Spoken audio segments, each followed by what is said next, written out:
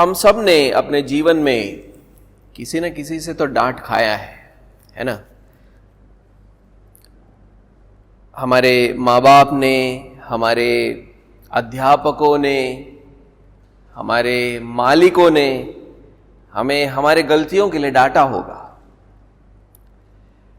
उनमें से कुछ को हमने स्वीकारा होगा, जो सुधार उन्होंने हमें दिया, और कुछ को हमने स्वीकारा होगा और हमने हमारे जीवन में सुधार को लेकर आया होगा, क्योंकि हमने ये समझा कि वो जो कह रहे हैं वो हमारे भलाई के लिए कह रहे हैं। लेकिन कुछ जो सुधार जो लोगों ने किया, यानी करने का प्रयास किया, उसको हमने स्वीकारा नहीं। उनकी जो डांट थी वो हमने सुना नहीं उसको, बल्कि हमने हमारे दिल को और भी कठोर बनाया, क्योंकि हमको ये लगा कि ये हमें हानि पहुंचाने के लिए ये सारी बातों को कर रहे हैं, हमारे भलाई के लिए नहीं कह रहे, हमें हानि पहुंचाने के लिए ये लोग हमें ये सब बातें सुना रहे हैं। जिस उद्देश्य से हमें डांटा जाता है वो अक्सर हमें उसका एक आभास हो जाता है ना। किस उद्देश्य से कोई हमें डांट रहा है? क्या वो हमारे भलाई के लिए हमें डांट रहा है? क्या वो हमें नुकसान पहुंचाने के लिए हमें डांट रहा है? और उसके अनुसार हम प्रतिक्रिया भी करते हैं। जब मसीह माता पिता अपने बच्चों को अवज्ञाकारिता पर प्रतिक्रिया करते हैं, उन्हें हमेशा अपने बच्चों को आशीषित करने के उद्देश्य से बोलना अथवा कार्य करना चाहिए। जब भी मसीही माता पिता अपने बच्चों को अवज्ञाकारिता को दंडित करने के उद्देश्य से बोलेंगे अथवा कार्य करेंगे, तो बच्चे अक्सर क्रोधित होंगे, क्योंकि वो पहचान जाते हैं कि वो ये किस उद्देश्य से बोला जा रहा है। और इस बात को हम बाइबल में से सीखते हैं, ये जानकर कि परमेश्वर पिता ने अपने अवज्ञाकारी बालकों के साथ कैसे पेश आया। ये हम सीखते हैं एफेसियों के 6वें अध्याय 4थे आयत के पहले भाग से। उस आयत को हम पढ़ने से पहले मैं संक्षेप में बताना चाहूंगा कि हमने पिछले कुछ हफ्ते से किन बातों पर मनन किया है। एफेसियों के 6वें अध्याय और उसके पहले 3 आयतों में पौलुस बालकों से बात करता है, उनको अपने माता पिता के प्रति आज्ञाकारी रहने को कहता है ना। यही हम सीखते आ रहे हैं, और ऐसा करने के लिए उसने कुछ अच्छे कारण भी बताकर दिए बालकों को। उसने उनसे कहा कि आज्ञाकारिता उनके धार्मिकता को दर्शाता है, जो मसीह यीशु में उनका जो नया चरित्र है उसको दर्शाता है। और वो उनसे कहता है कि उनके साथ भला होगा और वो इस पृथ्वी पर एक लंबी आयु का अनुभव करेंगे अगर वो इस धार्मिकता के राह पर चलते रहेंगे। अगर वो अपने माँ बाप की आज्ञाओं का पालन करते रहेंगे तो वो इन आशीषों को पाएंगे। लेकिन हम में से कोई भी इस पाप से प्रभावित दुनिया में सिद्धता से धर्मी नहीं हुआ है। हर मसीही पाप करता है, इसलिए कोई भी मसीही बालक अपने माता पिता के प्रति आज्ञाकारिता में कभी सिद्ध नहीं हो सकता है, और उसकी अपेक्षा भी हमें करनी नहीं चाहिए। वो भी अपने माता पिता के प्रति अवज्ञाकारी होकर पाप जरूर करेंगे। इसलिए 4थे आयत में पौलुस ताड़ना और चेतावनी के विषय को लेकर आता है। वो माता पिता को और खासकर पिताओं से उनको शिक्षा देता है कि उनको उनके बच्चों के अवज्ञाकारिता के प्रति कैसी प्रतिक्रिया करनी है। आए चौथे आयत को हम एक बार पढ़े, और लेकिन हमारा ध्यान जो है आज के उसके पहले भाग पर होगा। लिखा है एफेसियों का 6वां अध्याय 4 आयत, हे पिताओं, अपने बच्चों को क्रोध मत दिलाओ, परंतु प्रभु की ताड़ना और चेतावनी देते हुए उनका पालन पोषण करो। आज का पहला बिंदु, माता पिता का अधिकार परमेश्वर के आशीषों को पहुंचाने का माध्यम है। फिर से कहूंगा, आज का पहला बिंदु, माता पिता का अधिकार परमेश्वर के आशीषों को पहुंचाने का माध्यम है। पौलुस इस आयत की शुरुआत एक नकारात्मक आज्ञा के साथ करता है। वो कहता है, हे पिताओं, अपने बच्चों को क्रोध मत दिलाओ। कुछ हिंदी अनुवाद इस आयत की शुरुआत हे बच्चे वालों करके करता है, लेकिन असल में पौलुस ये आज्ञा सिर्फ पिताओं को देता है। यूनानी भाषा में ऐसा ही है, पिताओं करके लिखा है। कुछ बाइबल अनुवादक सोचते हैं कि भले पौलुस यहां पर पिता शब्द का उपयोग करता है, लेकिन उसका अर्थ असल में माता पिता ही है, इसलिए वो बच्चे वालों या माता पिता अनुवाद का इस्तेमाल करते हैं। लेकिन अगर ऐसा होता तो वो माता पिता शब्द का ही इस्तेमाल कर लेता वहां पर, जैसे कि उसने पहले 2 आयतों में किया भी था, है ना। वहां पर उसने पिताओं करके नहीं लिखा था, वहां पर उसने माता पिता करके लिखा था, तो वो वही शब्द का प्रयोग वहां पर कर सकता था। जिसका मतलब है कि पौलुस 4थे आयत में खास तौर से पिताओं को संबोधित कर रहा है। तो सवाल यह उठता है कि अवज्ञाकारी बच्चों के प्रति कैसी प्रतिक्रिया होनी चाहिए, इस विषय पर वो खास पिताओं से ही क्यों बात करता है।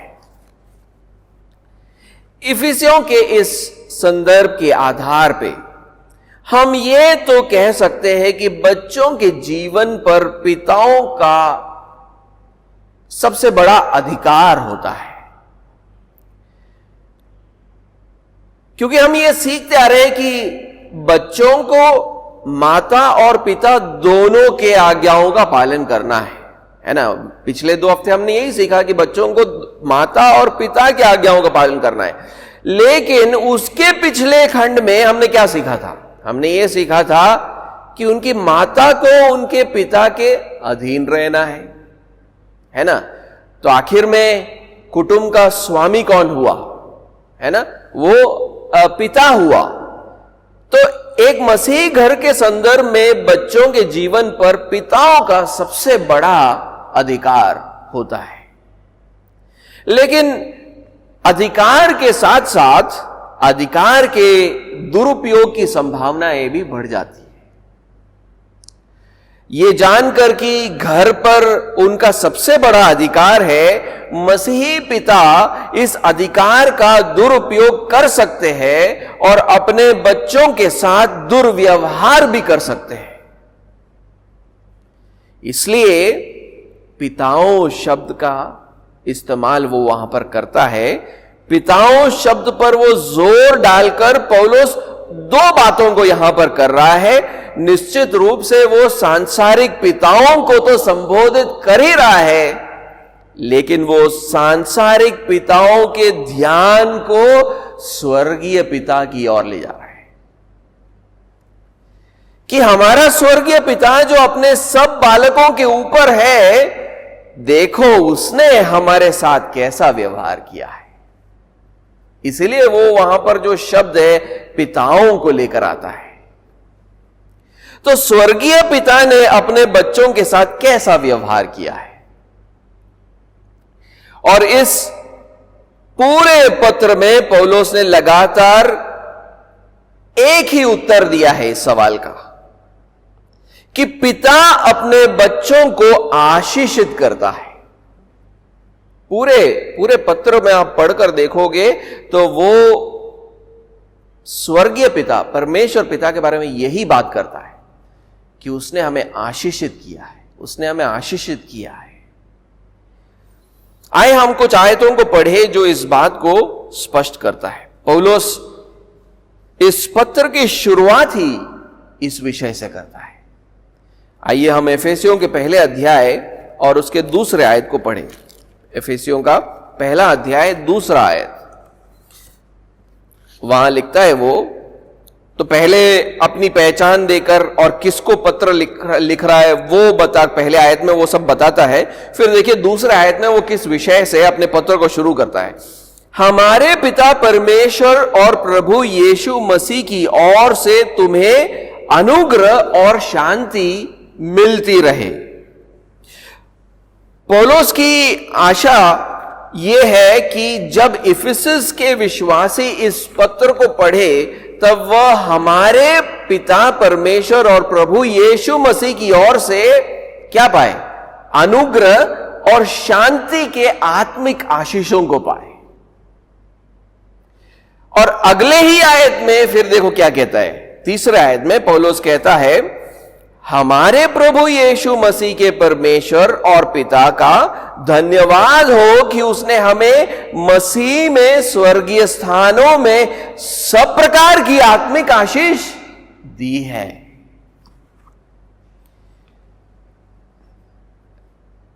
तो फिर एक और बार पौलुस कहता है कि प्रभु यीशु मसीह के परमेश्वर और पिता ने इफिसस के विश्वासियों को हर प्रकार का आत्मिक आशीष दिया है।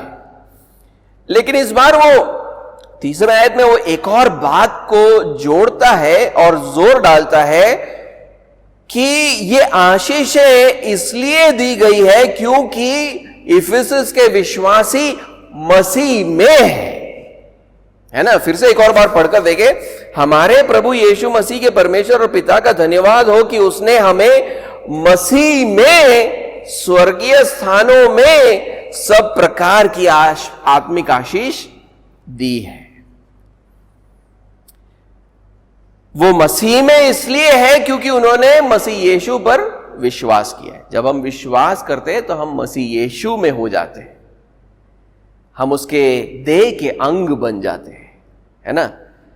इन सब बातों को एफेसियों में हम बार बार पढ़ते आ रहे हैं, है ना। तो अब कोई पूछे कि मसीह में होने का क्या मतलब है, तो हमें पता होना चाहिए। मसीह में होने का मतलब हम मसीह में होते हैं जब हम उस पर विश्वास करते हैं। विश्वास जब हम करते हैं हम उसके देह के अंग बन जाते हैं। इसलिए पौलुस मसीह में होने की बात करता है। और ये सब जो हुआ है मसीह में जो वो है, ये सब परमेश्वर पिता के अनंत योजना के अनुसार हुआ है। परमेश्वर ने ये जो जिस रीति से उनको आशीषित किया है, ये उसके अनंत योजना के अनुसार उन्हें आशीषित किया है। यानी आशीषें दी है, ये ऐसा नहीं है कि अचानक परमेश्वर ने निर्णय कर लिया कि इनको आशीषित करना है। ये उसके अनंत योजना के अनुसार है। इसलिए देखो 5वें और 6वें आयत में देखो वो क्या बोलता है, और अपनी इच्छा के भले अभिप्राय के अनुसार हमें अपने लिए पहले से ठहराया कि यीशु मसीह के द्वारा हम उसके लेपालक पुत्र हो, कि उसके उस अनुग्रह की महिमा की स्तुति हो जिसे उसने हमें उस प्रिय में सेत में दिया। तो यहां पर हम ये पढ़ रहे हैं कि अनंतता से ही पिता हमारे जैसे पापी मनुष्यों को यीशु मसीह के द्वारा अपना पुत्र और पुत्री बनाकर उनको अपने अनुग्रहकारी आशीषों से सेतमेत करना चाहता था। यह उसका उद्देश्य आजकल की बात नहीं है, अनंतता से उसका उद्देश्य ऐसा रहा है। अनंतता से वो सोच रहा था कि मैं अपने संतानों को आशीषित करूंगा और अनंतता तक उन्हें आशीषित करता रहेगा भी। वो इस जीवन में खत्म होने वाली बात नहीं है। उसने अनंतता में सोचा, उसने इतिहास में उसको किया और आने वाले अनंतता तक वो करता रहेगा। दूसरे अध्याय 7वें आयत को पढ़े, देखो वहां पर वो क्या कहता है कि परमेश्वर पिता हमारे लिए क्या करेगा, कि वह अपनी उस कृपा से जो मसीह यीशु में हम पर है, आने वाले समयों में अपने अनुग्रह का असीम धन दिखाए। अनंतता की बात कर रहा है वो वहां पर। इन सब बातों का मतलब यह है कि अनंत काल से हमारे स्वर्गीय पिता यीशु मसीह के द्वारा हमें आशीषित करना चाहता है। तो ये सारे जो पद है वो बहुत महत्वपूर्ण है, उसको ध्यान से सुनिएगा कि अनंत काल से हमारा स्वर्गीय पिता यीशु मसीह के द्वारा, यीशु मसीह के अलावा कोई आशीष नहीं है ना, सिर्फ यीशु मसीह के द्वारा हमें आशीषित करना चाहता था। इसलिए वो हमें विश्वास में लेकर आता है, यीशु मसीह पर विश्वास। और उस दिन से लेकर फिर क्या होता है, जब हम विश्वास करते हैं यीशु मसीह में, हम यीशु मसीह में हो जाते हैं, उस दिन से लेकर भविष्य तक, अनंतता तक लगातार वो हमें आशीषित ही करता रहता है। उसका एक ही उद्देश्य है अपने संतानों के लिए कि वो उसे आशीषित करे। लेकिन पौलुस ये भी जानता था कि ये आशीषें सिर्फ प्रार्थना के द्वारा हम तक पहुंच सकती है। इसको पाने का एक माध्यम भी परमेश्वर ने हमें दिया है, वो है प्रार्थना। ये ऐसे ही नहीं टपकता है, हमें प्रार्थना करना है। जब बच्चे पिता करके पुकारते हैं तो पिता उन पर अपने आशीषों को उंडेलता है।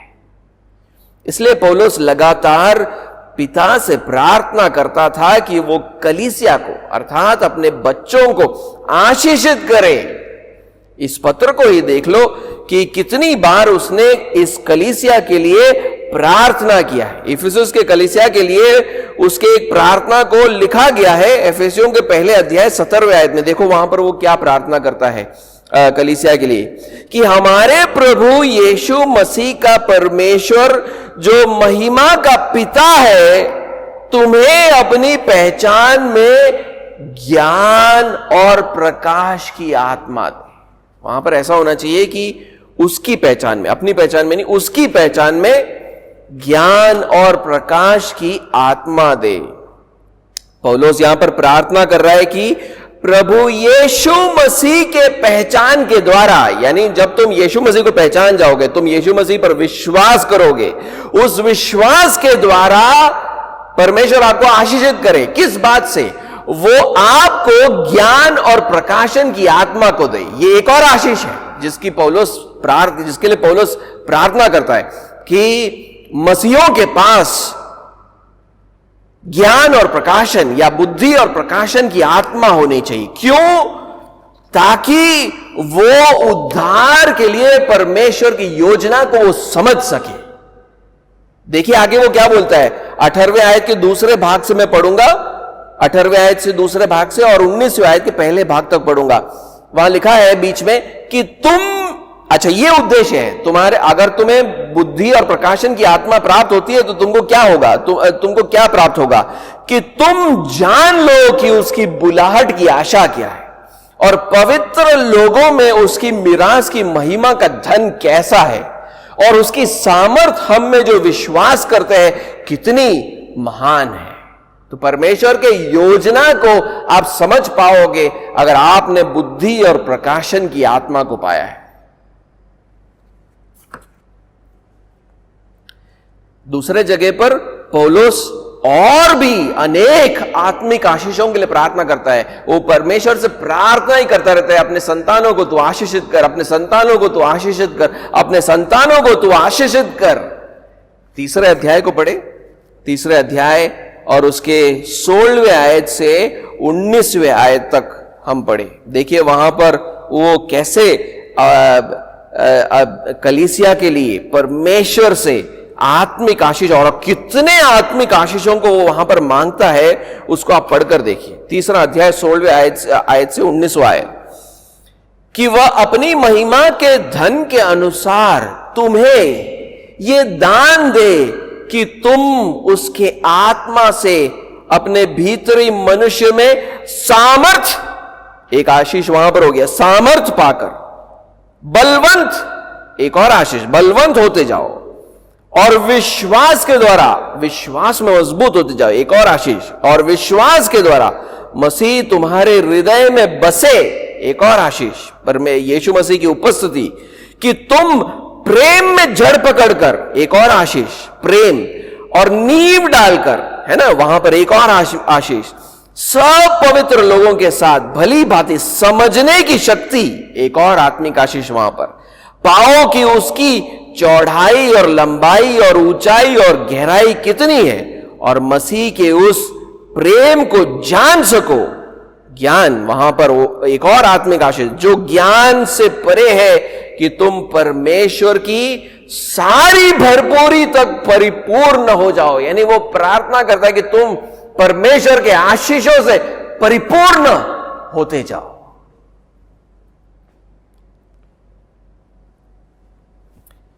पौलुस इस पत्र का अंत भी इस आशा से करता है कि इफिसुस के विश्वासी परमेश्वर पिता और प्रभु यीशु मसीह की ओर से शांति, विश्वास और प्रेम जैसे आशीषों को प्राप्त करें। इफिसियों का 6वां अध्याय हम पढ़े और 23वां आयत पढ़े। 6वां अध्याय 23वां आयत, परमेश्वर पिता और प्रभु यीशु मसीह की ओर से भाइयों को शांति और विश्वास सहित प्रेम मिले।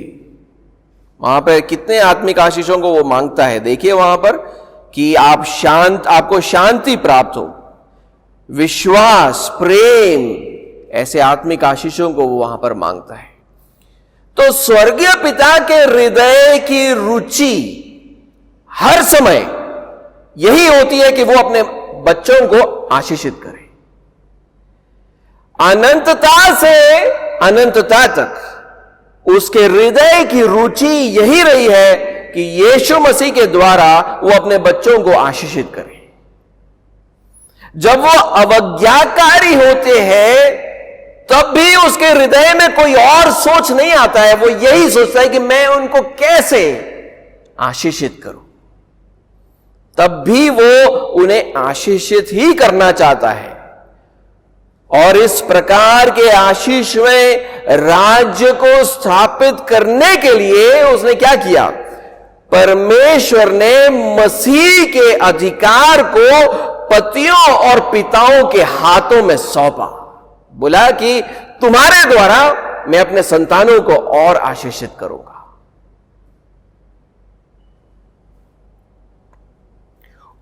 पतियों और पिताओं को माध्यम बनना होगा जिसके द्वारा परमेश्वर और मसीह कलीसिया को आशीषित करे। इसलिए एक मसीही पति का हर समय यह प्रयास होना चाहिए कि वो अपने शासन के द्वारा अपने पत्नी को आशीषित करे, और एक मसीही पिता का हर समय यह प्रयास करना होगा कि वो अपने शासन के द्वारा अपने बच्चों को आशीषित ही करे। आशीषित करने के बदले अगर उसकी रुचि दंड देने की हो तो वो परमेश्वर द्वारा दिए गए अधिकार का दुरुपयोग करना शुरू करता है। कभी भी एक पिता के हृदय में अगर ऐसा आ जाए, ऐसा एक सोच आ जाए कि मैं इसको दंडित करूंगा, ये जो ऐसा दंड जो आशीष के इच्छा से नहीं आता है, आशीषित करने की इच्छा से नहीं आता है, सिर्फ दंड देना है, इसको नुकसान पहुंचाना है, उस इच्छा से जब किया जाता है तो आप परमेश्वर के दिए गए अधिकार का दुरुपयोग करते हो। जब मसीह पाप करते हैं तो अब हमारा परमेश्वर पिता क्या करता है? पहले तो वो हमें सुसमाचार का स्मरण करवाता है, किसी न किसी को भिजवाता है हमारे जीवन में और सुसमाचार का स्मरण दिलाता है, अपने वचन को भेजता है। क्यों?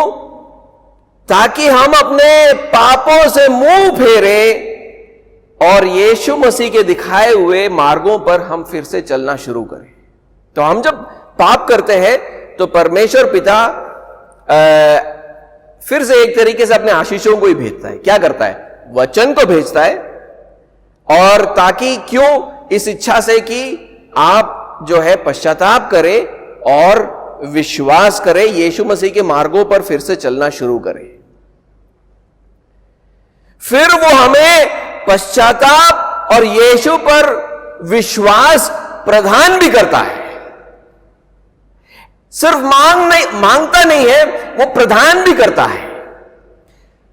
सुसमाचार का स्मरण और भीतर से उसके प्रति प्रतिक्रिया दोनों ही पिता के आशीष है। ध्यान से सुनिएगा, सुसमाचार का जो बाहरी जो प्रस्तुति है और भीतर से हमारी प्रतिक्रिया, पश्चाताप और विश्वास, ये दोनों ही पिता की आशीष है। वो सुसमाचार को भी भेजता है और हमारे अंदर पश्चाताप और विश्वास को भी उत्पन्न करता है। और हर मसीही पिता की ये इच्छा होती है कि उसके अवज्ञाकारी बच्चे इन्हीं आशीषों का अनुभव करें। यह जानकर एक पिता का क्या कर्तव्य होना चाहिए, यह जानकर पिता का क्या कर्तव्य होना चाहिए। पहले तो उसे अपने बच्चों को यह बताना होगा कि उसके किए गए पाप के बारे में सुसमाचार क्या कहता है। यानी अगर परमेश्वर अपने बच्चों को इस तरह आशीषित करता है कि वो सुसमाचार भेजता है और उनके हृदय में पश्चाताप को उत्पन्न करता है, तो एक पिता क्या कर सकता है? एक पिता चाहता है कि ये आशीषें जो परपिता देना चाहता है अपने संतानों को, तो हम जो पृथ्वी पर जो पिता है, हम क्या कर सकते हैं? हम यही कर सकते हैं कि हम सुसमाचार को पहुंचाने वाले लोग बने, हम सुसमाचार को सुनाए। हमारे जब बच्चे पाप करें तो हम सुसमाचार को सुनाए उनको, और फिर उसको पश्चाताप करने को कहे और यीशु के दिखाए गए मार्ग पर चलने को उसे कहे। ये हम कर सकते हैं, ये हम कर सकते हैं। लेकिन हम ये भी जानते हैं कि पश्चाताप और विश्वास उसके हृदय में उत्पन्न होना वो हमारे बस की बात नहीं है। इसलिए हमें और क्या करना है? हमें यह करना है कि हमें प्रार्थना करना है परमेश्वर से कि परमेश्वर, मैंने सुसमाचार तो बांट दिया है, अब तू बाकी का काम कर दे। इसके हृदय के अंदर पश्चाताप और विश्वास को तो उत्पन्न कर।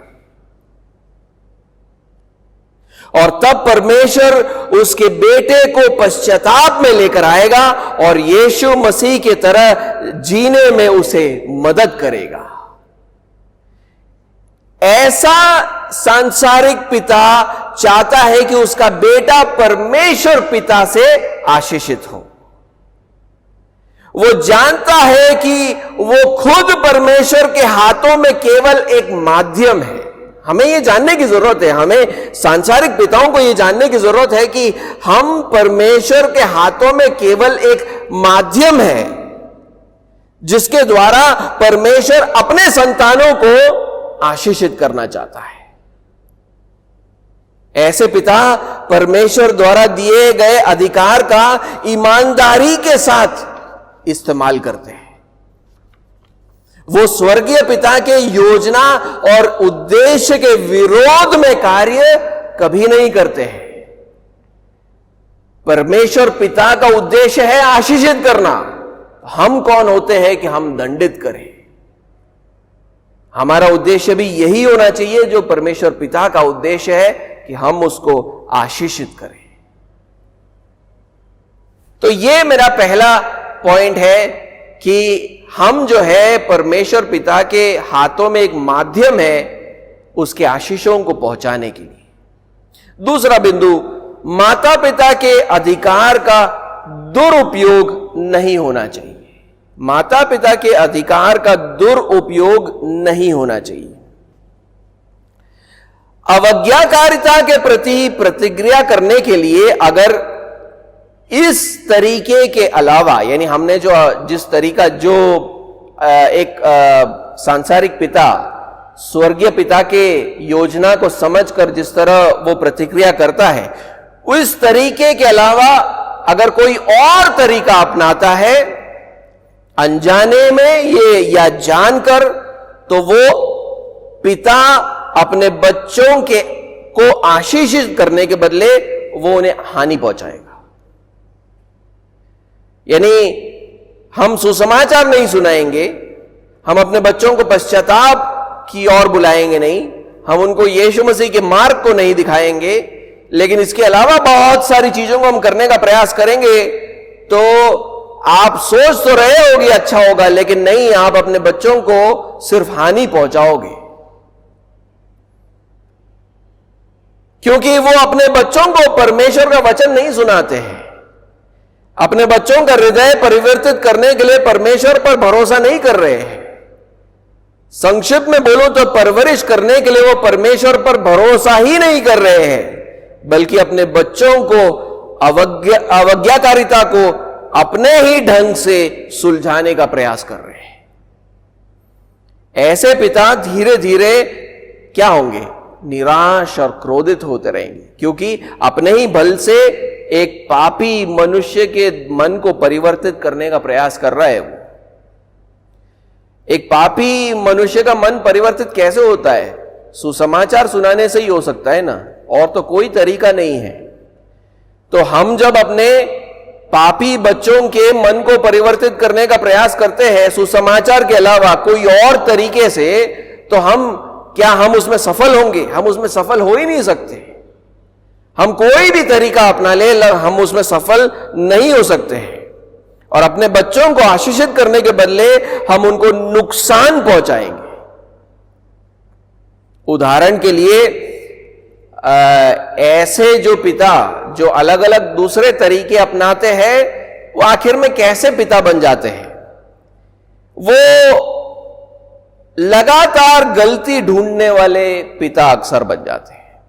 गलती ढूंढने वाले पिता, यानी वो सकारात्मक नहीं रह पाता, वो वचन नहीं सुनाता, वो अपने बच्चों से बात नहीं करता है वचन के बारे में, यीशु मसीह के बारे में, लेकिन उसके बदले वो एक नकारात्मक रूप ले लेता है। क्या करता है?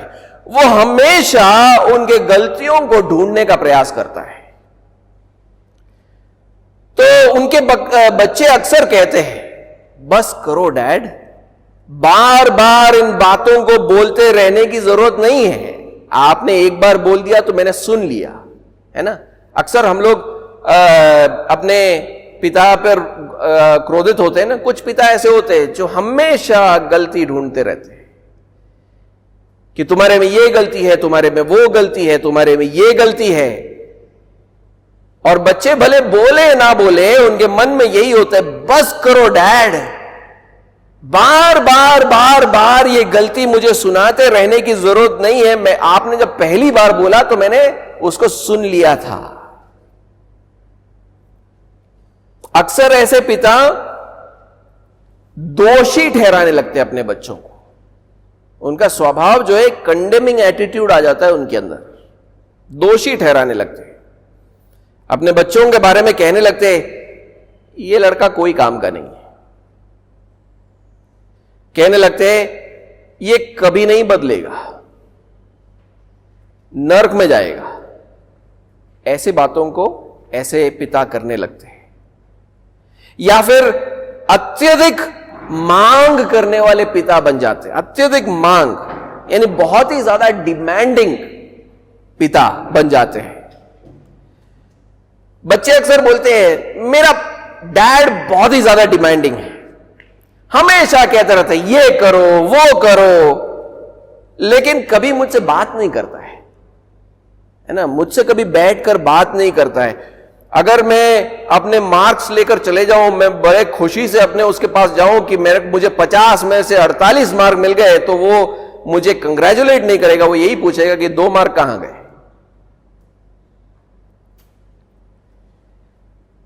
कभी वो सराहता नहीं है, कभी मेरे सफलताओं का खुशी नहीं मनाता है, वो सिर्फ डिमांड ही डिमांड करता रहता है। बच्चे को लगने लगता है कि कहीं आर्मी में तो पैदा नहीं हो गए, या कुछ जो पिता है वो हमेशा ही क्रोधित रहते हैं, क्रोधित, हमेशा गुस्से में ही बात करेंगे बच्चों के साथ, हमेशा गुस्से में बात करेंगे, या हमेशा डंडे का ही उपयोग, मारो, छड़ी लिया, बेल्ट लिया, मारो, बातें तो है ही नहीं, हर बार मारना है। बच्चों को अपमानित करते हैं, कैसे? उनको अलग अलग नाम से पुकारेंगे, मुझे बताने की जरूरत नहीं है, ऐसे पिताओं को मैं जानता हूं, अपने बच्चों को अलग अलग नाम देकर उनकी निंदा करेंगे। अनुचित मांग करने वाले पिता हो जाते हैं ये लोग, अनुचित यानी अनरीजनेबल डिमांड, जो चीजें नहीं हो सकती वो मांगने लगते हैं। जाओ 5 मिनट में अपना कमरा साफ करो, अरे 5 मिनट में कमरा कैसे साफ होगा? जाओ आज के दिन में 30 आयतें पढ़ लेना, याद कर लेना, कैसे बच्चा करेगा 30 आयतें एक दिन के अंदर? पिता जो इस तरह व्यवहार करते हैं वो अपने बच्चों के लिए आशीष का कारण नहीं बन रहे हैं, बल्कि अपने बच्चों के लिए दंड का माध्यम बन रहे हैं। कैसे? तो पिता जब अपने अवज्ञाकारी बच्चों के साथ ऐसा व्यवहार करते हैं तो क्या होता है? बच्चे क्रोधित होने लगते हैं, बच्चे क्रोधित होने लगते हैं, क्रोध से भर जाते हैं, शायद व्यक्त नहीं कर पाते होंगे लेकिन उनके हृदय में बहुत क्रोध होता है, जिसका मतलब है कि वो पश्चाताप और यीशु मसीह की ओर नहीं जा रहा है। क्योंकि आपने तो सुसमाचार सुना ही नहीं, आपने ये सारे तरीकों को अपनाया है, तो कहां से वो पश्चाताप करेगा? बल्कि उसके बदले आपने उसके हृदय के अंदर क्रोध को भर दिया है, तो वो पश्चाताप की ओर नहीं जा रहा है, यीशु मसीह की ओर नहीं जा रहा है, बल्कि वो तो और भी ज्यादा पापी होता जा रहा है, क्योंकि क्रोध से बढ़ता जा रहा है, और भी ज्यादा पापी होता जा रहा है, और उसका विवेक उस पर दोष लगाता है, उसका विवेक दोष से भरा हुआ है। ऐसे पिता अपने बच्चों को परमेश्वर के आशीषों के लिए तैयार नहीं कर रहे हैं, बल्कि अपने बच्चों को परमेश्वर के दंड के लिए तैयार कर रहे हैं। क्योंकि आपने अनजाने में अपने बच्चों को इतना क्रोध तो दिलवा दिया, आज वो एक क्रोधी इंसान हो गया है ना, और वो सारे कामों को क्रोध से ही करता है, पाप ही करेगा ना, तो वो किस बात के लिए वो तैयार किया? आप किस बात के लिए उसको तैयार कर रहे हो? आप परमेश्वर के दंड के लिए उसको तैयार करना। आपका काम था उसको आशीष के लिए तैयार करना, परमेश्वर के आशीषों को उसके ऊपर लाना, लेकिन उसके बदले आपने परमेश्वर के क्रोध को उसके ऊपर ला दिया है।